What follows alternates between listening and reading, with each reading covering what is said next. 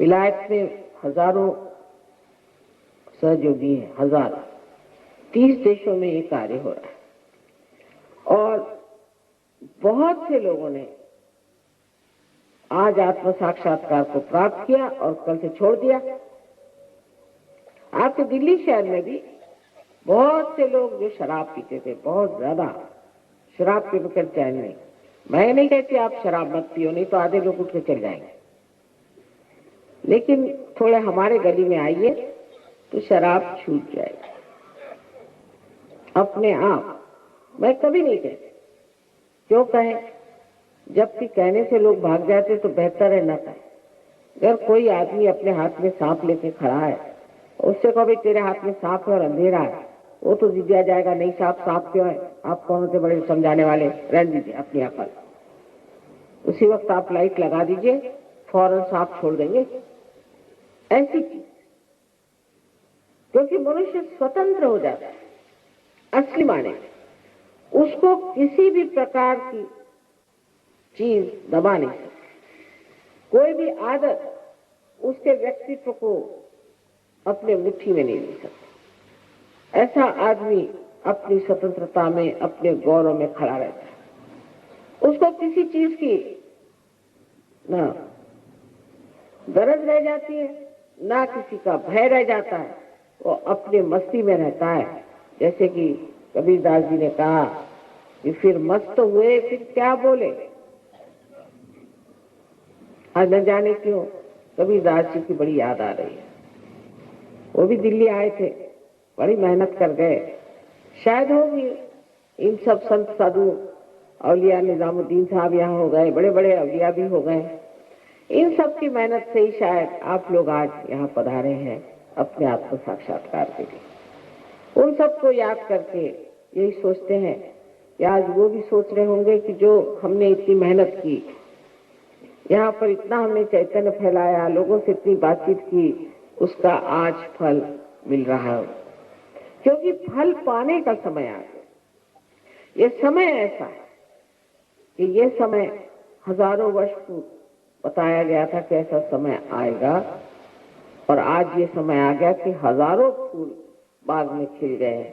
पहले तो एक ही दो फूल खिलते थे, लेकिन आज हजारों फूल खिले हुए हैं और संसार में रह करके ही आप इसे प्राप्त हो सकते। संसार से भाग कर नहीं, संन्यास की बात करने से नहीं, संसार में ही रह करके आप इसे प्राप्त कर सकते हैं।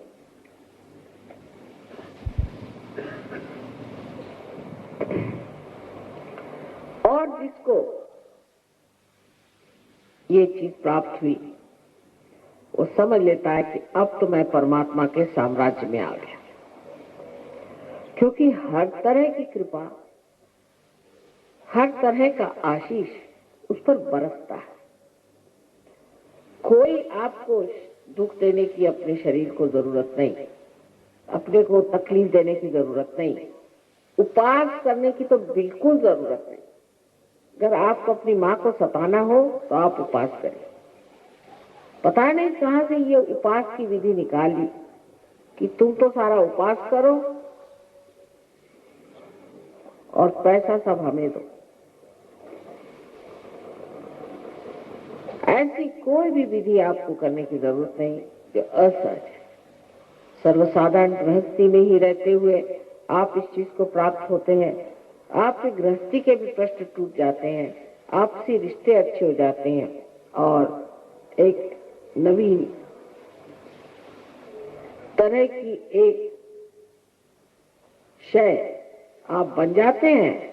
लेकिन हम तो कहें कि ऐसी तो पूरी जामात की जामात तैयार हो रही है। बिस्मिल्लाह खान साहब आए थे स्विट्जरलैंड में, उन्होंने देखा वहां पे यूरोप के सारे सहयोगी बैठे थे, एक कान से उनका सुन रहे थे। कहा कि माँ ये आपने बनाया कैसे, इनको किस तरह से ये सब समझ में आ रहा है और ये किस तरह से हमें सुन रहे हैं, और ये इतनी शुद्ध हिंदी भाषा में किस तरह से हिंदुस्तानी गाने गा रहे हैं। मैंने कहा भाई देखो, ये अब हो गए आत्मा स्वरूप। तो आपका मतलब ये खालिस हो गए? मैंने कहा हाँ खालिस हो गए। मैंने कहा मैं खालिस्तान बना रही हूँ, तो कह ले वो लोग क्या बना रहे हैं? मैंने कहा उनसे जाके पूछो, ये खालिस्तान जहाँ लोग खालिस हो, इसी का वर्णन किया गया है। जो बताते हैं इसी का वर्णन किया गया है। और सारी दुनिया की जितनी भी परेशानियां हैं, जितनी भी आफतें हैं, वो मनुष्य ने ही बनाई है। इसलिए उसके परिवर्तन की बड़ी आवश्यकता है, बड़ी जरूरत है। जब तक मनुष्य नहीं बदलेगा तब तक आपका संसार ठीक नहीं हो सकता। इस परिवर्तन की क्या कहेंगे कि हमने देखा जो लोग हाथ में हमेशा क्रोध लिए घूमा करते थे, वो हाथ में प्यार का ध्यान लिए घूम रहे हैं। आपको देखना चाहिए कि सहयोगी जो इंग्लैंड में है, जो कि इंग्लिश लोग जिनको हम सोचते हैं कि बड़े राक्षसी होते हैं, वो जब यहाँ आते हैं तो इस भारत माता की थोड़ी सी धूल अपने सर पर चढ़ाते। ये योग भूमि है।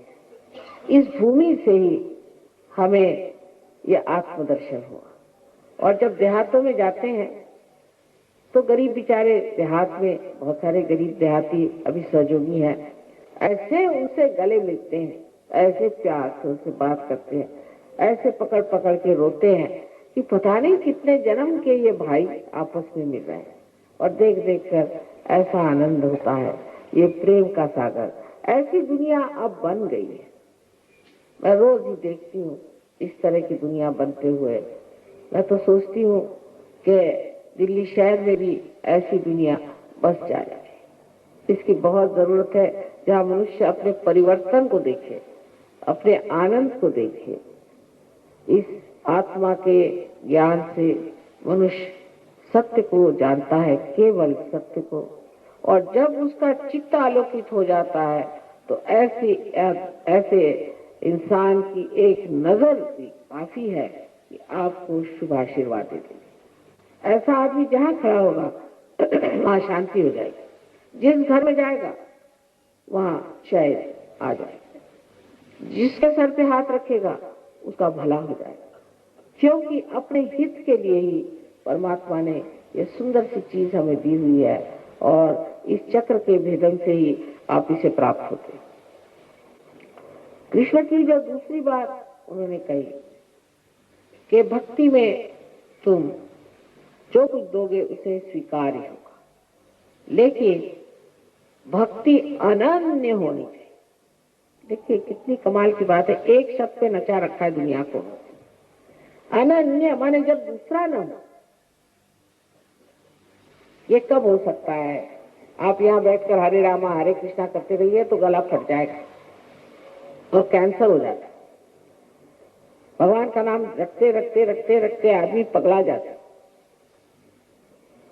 बजाय इसके कि अपनी उच्चतम स्थिति को जाए, वो और ही पागल हो जाते हैं। एक ही अक्षर प्रेम का पढ़े सो पंडित हो। वजह यह है कि जिस वक्त आप अनन्य होते हैं, जब आप परमात्मा से एकाकारिता तथागत हो जाते हैं, तब एक बार ही नाम ले लिया, जब जरा गर्दन झुका ली देख लिया। ऐसा ही हाल होता है कि मनुष्य के अंदर भक्ति में वो ऐसा रचता है कि जैसे आनंद के डोह में और आनंद के तरंगों में लहरता है।